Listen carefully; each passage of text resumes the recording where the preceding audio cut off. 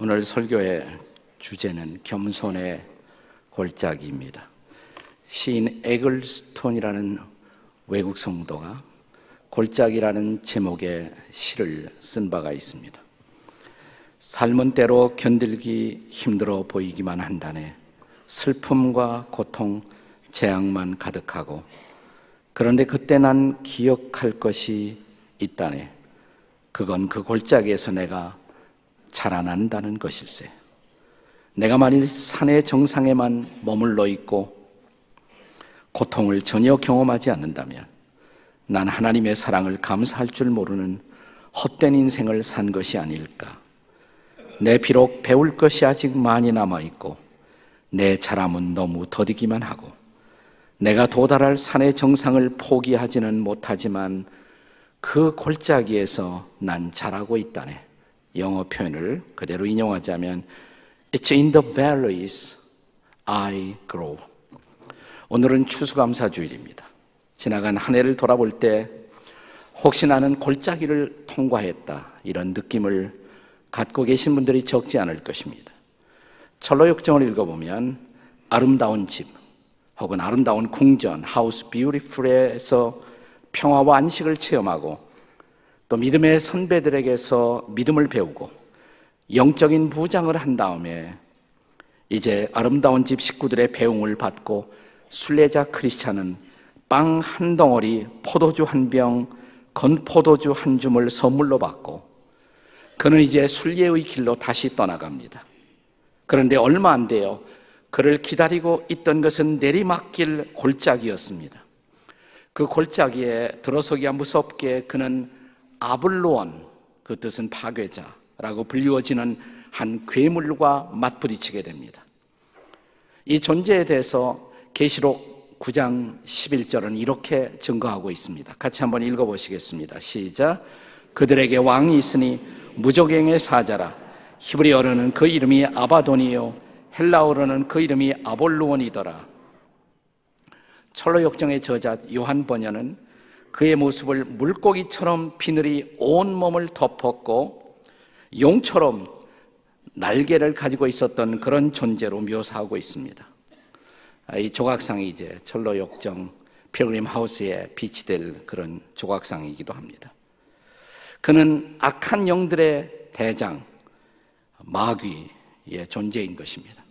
바로 그 마귀가 우박을 쏟아내듯 불화살을 골짜기에 들어선 크리스찬을 향해서 쏘아댑니다. 크리스찬은 방패를 사용해서 있는 힘을 다해서 막아내고 있었지만 결국 머리와 손, 발에 상처를 입고 말았습니다.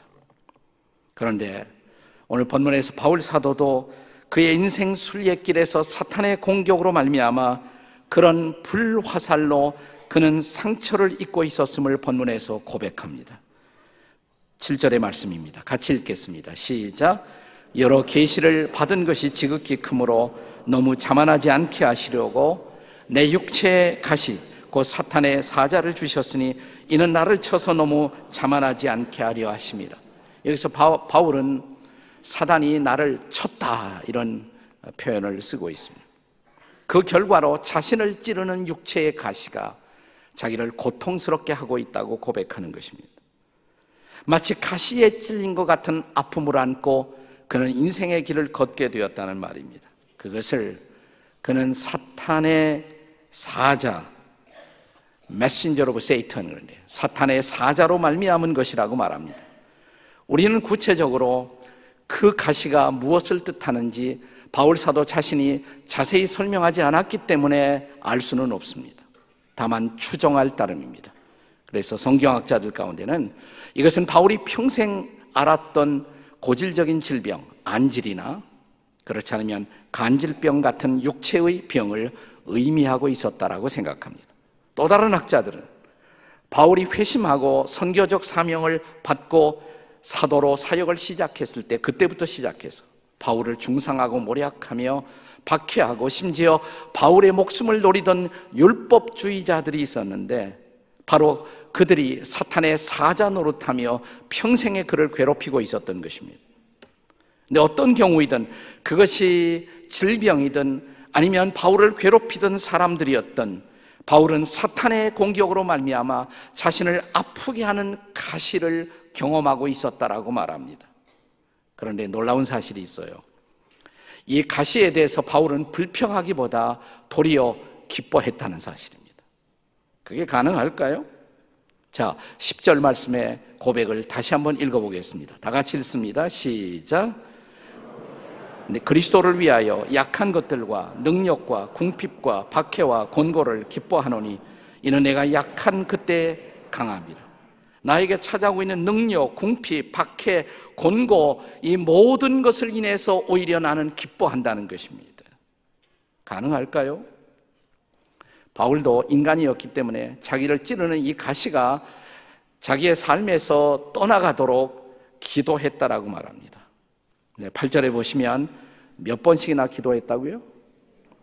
답을 가르쳐 드리고 있잖아요. 이렇게 세 번씩이나 치열하게 기도를 했다는 것입니다. 그럼에도 불구하고 가시는 떠난 것이 아니에요. 그러나 가시는 떠나가지 않았지만 바울은 여전히 응답을 받았다고 말합니다. 자, 9절에 보시면 그가 받았던 응답은 가시가 떠난 것이 아니라 이런 응답이었습니다. 주님의 말씀의 응답을 받았는데 내 은혜가 네게 족하도다. 이는 내 능력은 약한 데서 온전하여진다라는 말씀이었습니다. 이것을 응답으로 생각했어요. 그래서 그 다음 절에서 그렇다면 나는 도리어 크게 기뻐하겠다, 이 고백을 합니다. 도리어 크게 기뻐하겠다. 자신을 괴롭히는 그 가시에 대해서, 상처에 대해서, 약함에 대해서 이제부터는 자랑하고 살겠다, 감사하겠다는 말입니다. 이것을 가리켜서 유명한 바울의 가시감사, 이렇게 말하는 것입니다. 바울의 가시감사. 이것은 바울이 삶의 골짜기에서 배울 수 있었던 감사였습니다. 그런데 우리가 철로역정을 읽어보면 거기에서 크리스찬이 똑같은 그런 감사의 고백을 드립니다. 비록 파괴자인 마귀 아블론에게 부상을 입었지만 결정적인 위기의 순간에 주의 도움을 구하자 하늘의 능력이 임합니다. 그러자 넘어졌던 자리에서 벌떡 일어나 칼을 휘둘러 아블론을 물리치는 것입니다. 그리고 다음 순간 기쁨에 넘쳐 그는 감사의 고백을 주께 드립니다. 그 내용은 이렇습니다. 거대한 바알세불 마귀 대장, 날 죽일 작정을 하고 온갖 무기로 분노를 쏟아가며 날 공격했다네. 하지만 하나님의 천사 미카엘이 날 도왔다네. 단칼로 원수를 날려보냈네. 그러므로 하나님을 영원히 찬양하리라. 그분의 거룩하신 이름을 감사하며 송축하리라. 그가 감사를 드린 곳, 그것도 바로 골짜기, 겸손의 골짜기였습니다. 그가 자신의 능력이 아니라 주님의 능력을 의지함이 바로 승리라는 놀라운 레슨을 배울 수가 있었던 것입니다. 다시 한번 바울의 가시감사를 묵상해 볼까요? 바울이 이렇게 감사할 수 있었던 가장 중요한 모티브가 있습니다. 뭐겠습니까? 그것은 이 가시 때문에 그가 겸손할 수 있었다는 것입니다. 자, 7절의 말씀을 다시 한번 읽어보시면 거기서 두 번씩 반복되는 고백이 있습니다. 그것은 너무 자만하지 않게 하시려고. 한 번 더 나옵니다. 자, 이 가시에도 불구하고 이것이 너무 자만하지 않게 하려 주신 것이다. 다시 말하면 교만하지 않게 이 가시가 나에게 주어진 것이다, 이 말이에요. 네. 그래서 이 가시는 내게 머물러 있었지만 그렇다고 가시 때문에 바울이 못할 일 없었어요. 여전히 그 당시 자기에게 알려진 온 세상을 3번, 4번씩 순회하면서 복음을 전하고 가는 곳마다 교회를 개척하고 그 당시에 세상을 변혁시키는 변화의 주인공으로 쓰임을 받을 수가 있었던 것입니다. 그는 다시 말하면 가시 때문에 더 많이 기도했고 가시 때문에 더 주의 능력, 자신이 아니라 주님의 능력을 의지했고 가시 때문에 마침내 하나님의 은혜를 힘입어 그는 주님이 쓰시는 복음의 용사로 쓰임을 받을 수가 있었다는 것입니다. 그렇다면 바울이 통과했던 그 골짜기도 하나님의 은혜를 경험하게 하는 겸손의 골짜기였던 것입니다. 사랑하는 여러분, 만약 바울에게 이 가시가 없었더라면 어떻게 되었을까요? 바울의 고백처럼 나는 여러 계시를 받았다. 계시를 많이 받았다. 그런 바울이 만약 자기를 겸손케 하는 가시마저 없었다면 어떻게 되었을까요? 교만해졌겠죠. 자신이 하나님 것처럼 착각할 수도 있어요. 그리고 만약 바울이 그렇게 교만했다면 바로 그 순간부터 바울은 하나님의 종이 아니죠. 사탄의 종이에요. 여러분, 사탄의 본질이 바로 교만이었다는 것을 아십니까? 우리가 성경에서 사탄의 존재에 대해서 이렇게 공부를 해보시면 계시록 28장 17절에 보시면 이 사탄이란 존재는 본래 천사였다고 말합니다. 천사. 그는 아름다운 천사였어요. 그는 아주 영화로운 존재였습니다. 그는 지혜로운 존재였습니다. 아름답고 영화롭고 지혜로운 존재. 근데 그가 하나님처럼 높아지려다가 하나님을 대적하다가 그는 하늘에서 쫓겨난 존재, 그래서 천사가 마귀가 되었다라고 성경은 말합니다. 우리가 이사야 14장 13절 14절에 읽어보시면 그가 바로 마귀로 추락해버린 그 결정적인 그를 지배하고 있었던 의식 하나를 찾아낼 수가 있습니다. 자, 그가 어느 날 독백처럼 쏟아낸 그 말을 한번 다 같이 읽어보겠습니다. 다 같이 시작. 네가 네 마음에 이르기를 내가 하늘에 올라 하나님의 뭇별 위에 내 자리를 높이리라. 내가 북극 지폐의 산 위에 앉으리라. 가장 높은 구름에 올라 높은 이와 같아지리라. 옛날 번역엔 높은 이와 비길이라 그랬어요. 내가 비길이라. 우리말 성경에는 한 3번쯤 나옵니다만은 본문에 원문에 보시면 내가, 영어로는 I will 이라는 단어가 5번 이상 출현해요. 보세요. 내가 하늘에 올라 내 자리를 높이리라. 내가 북극의 저 산 위에 앉으리라. 내가 저 높은 자와 비기리라. 내가. 여러분, 우리도 나도 모르게 말이죠, 내가 무슨 굉장한 존재인 것처럼 자기의 진정한 자아상을 망각하고 피조물이라는 것을 망각하고 내가 하고 있는 바로 그 순간 우리도 사탄의 바로 그 간교한 계략에 말려 들어가고 있다는 것을 아셔야 합니다. 그래서 저는 아주 오래전부터 제 마누라에게 부탁을 해놓았습니다. 여보, 나도 모르게 말이야, 내가 하면서 내가 계속 이렇게 말하고 있으면 내가 사탄의 간교에 빠지지 않도록 당신이 나에게 경종을 울려달라고. 어떻게 해요? 그래요. 사인을 하나 달라고. 어떻게 해요? 이렇게 하라고 그랬습니다. 눈 한쪽을 가리라고. 그게 뭐예요? 그래서 두 눈 뜨고 못 봐주겠다 이렇게.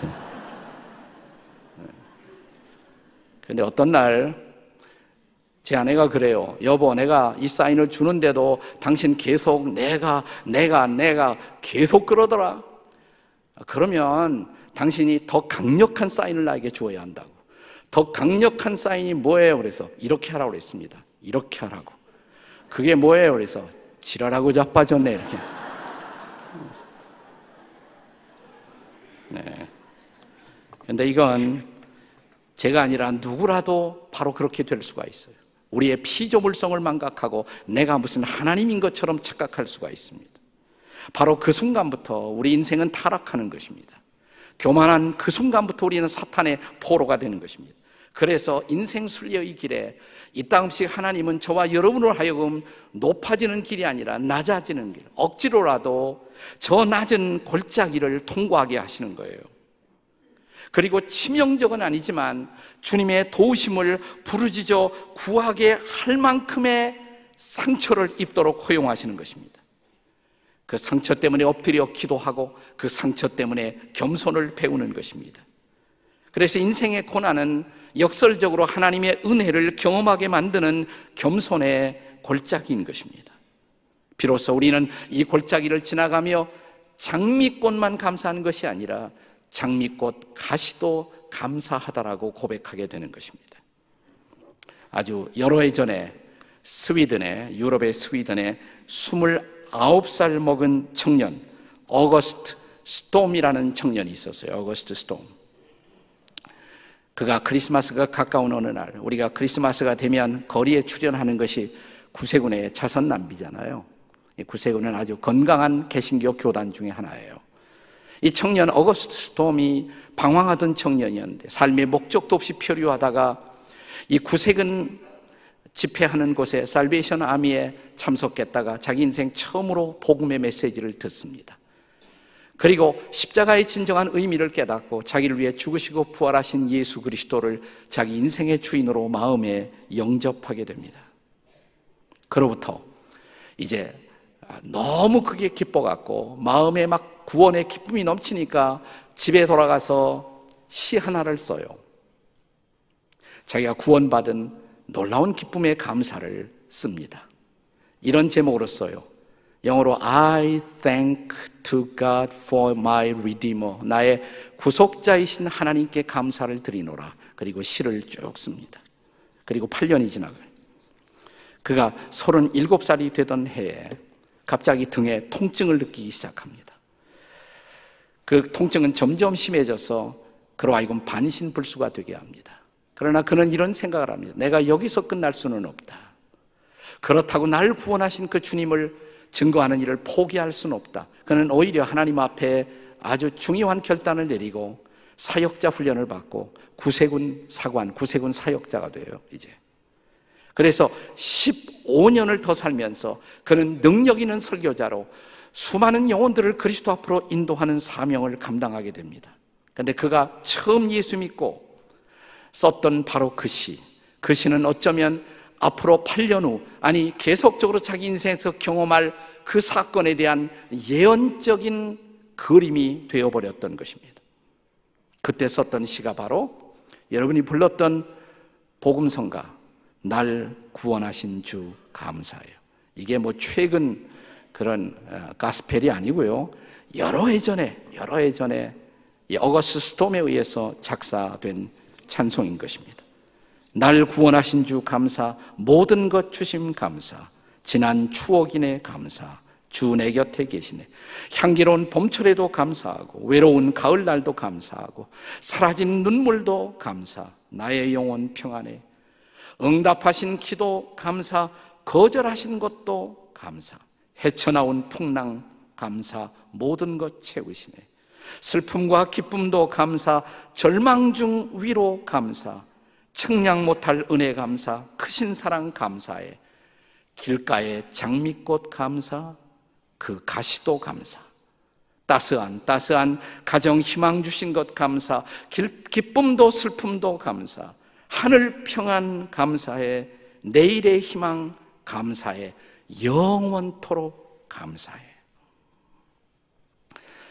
이 작사자인 이 스톰은 뜻도 모르고 그냥 예수 믿은 것만 감사해서 이 시를 썼지만 그것이 8년 후에 다가올 그의 삶에 그 무서운 고통, 그러나 그 고통을 예배하기 위해서 성령께서 마음에 주신 아름다운 메시지, 그는 그가 썼던 그 시의 내용을 비로소 이 고통의 골짜기를 지나가며 실제로 그 메시지를 경험하게 되었다라고 고백합니다. 겸손의 골짜기가 우리에게 바로 이런 은혜를 가르치는 것입니다. 저는 오늘 이 설교의 처음 시작 화두에서 에글스톤이라는 분의 골짜기라는 시의 첫 대목을 소개했습니다. 이제 이 시의 마지막 부분들을 소개해드리고 싶습니다. 주여, 제가 너무 좌절을 느껴 불평한 것을 용서하소서. 저를 부드럽게 일깨워 주소서. 그 골짜기에서 제가 자란다는 것을. 주여, 저에게 힘을 공급하시고 날마다 저를 사용해 주시어 다른 이들과 사랑을 나누게 하사 저들의 길 찾는 일에 도움이 되게 하소서. 주님, 이제 골짜기를 인하여 당신께 감사하겠사오니 한 가지만 제가 부디 알게 하소서. 산의 정상이 영광스럽기는 하지만 그러나 골짜기에서 제가 자라날 수 있다는 것을. 영어 가사에 이렇게 돼 있어요. Mountain tops are glorious. 산의 정상들이 아름답지만 But it's in the valley I grow. 나는 골짜기에서 자라난다네. 그렇다면 인생의 골짜기, 나를 찌르는 상처를 입혔던 골짜기, 이 골짜기에서 그 감사를 새롭게 배울 수 있는 오늘 저와 여러분이 되시기를 바랍니다. 절로 역정에 보면 크리스찬이 감사하는 바로 그 순간 하늘의 천사가 하늘의 잎사귀를 갖고 내려와서 그의 환부에 붙이자 그의 상처는 아물게 됩니다. 그는 벌떡 일어나 감사하며 그가 아름다운 집에서 받았던 빵과 포도주를 마십니다. 조금 전에 여러분이 빵과 포도주를 받았던 것처럼 말입니다. 이것은 우리의 감사의 근원 앞에 시선을 돌리게 하는 것입니다. 우리 위에 당신의 몸을 내어주시고 당신의 거룩한 피를 쏟아주신 그리스도의 희생, 그 십자가 때문에 오늘 우리는 인생의 어두운 골짜기에서도 감사할 수 있다고, 찬양할 수 있다고. 맞습니다. 이 골짜기는 아직도 우리를 위협하고 있고, 아직도 우리의 마음의 노래를 빼앗아가고 있고, 아직도 우리에게 상처를 입히고 있습니다. 그러나 이 골짜기에 여전히 그분이 동행하시고 내 손 잡아 일으켜 주신다면 삶은 아직도 살만한 가치가 있는 것, 우리는 그의 능력을 여전히 경험하면서 이렇게 그분 앞에 고백할 수가 있습니다. 지나온 한 해 쉽지 않았지만 주님, 저는 아직도 감사할 수 있습니다. 왜냐하면 그 골짜기에 주님이 저와 같이 계셨기 때문입니다. 그 감사를 배우는 오늘이 되시기를 주의 이름으로 축복합니다. 기도하시겠습니다. 같이 기도하실 때, 주님, 정말 지나가는 한 해 쉽지 않았어요. 상처도 있었고 아픔도 있었고 고통도 있었고, 그러나 돌이켜보면 그 골짜기에 주님은 여전히 저와 함께 하셨습니다. 그래서 오늘 여기에까지 도달할 수가 있었습니다. 제 손을 잡아주셨습니다. 주님, 감사합니다. 저로 하여금 이 감사를 잊지 않고 찬양하며 나머지 인생길을 걸어가게 도와주시옵소서. 함께 통성으로 같이 기도하시겠습니다. 하나님 아버지, 감사합니다. 오늘 우리에게 주님 앞에 나와 이 감사를 드리게 하시고 찬양을 드리게 하시고 주의 손을 붙잡게 하셨사오니 일어나 찬양하며 거룩한 주님의 이름을 높이는 당신의 백성들이 되게 해 주시옵소서. 성령으로 역사해 주시옵소서. 그렇습니다. 이 골짜기를 통과함이 쉽지 않았지만 주님이 우리와 함께 하셨고 우리를 도우셨고 내 손 잡아 주셨기에 일어나 이제 주 앞에 우리의 찬송을 드립니다. 감사를 드립니다. 그리고 내가 약할 때 주의 강함이심을 고백하옵니다. 그 주님의 손 붙들고 주를 찬양하며 감사하는 자로 인생길을 걸어가도록 순례의 길을 계속 진행할 수 있도록 성령님 도와 주시옵소서. 예수님의 이름으로 기도드립니다. 아멘.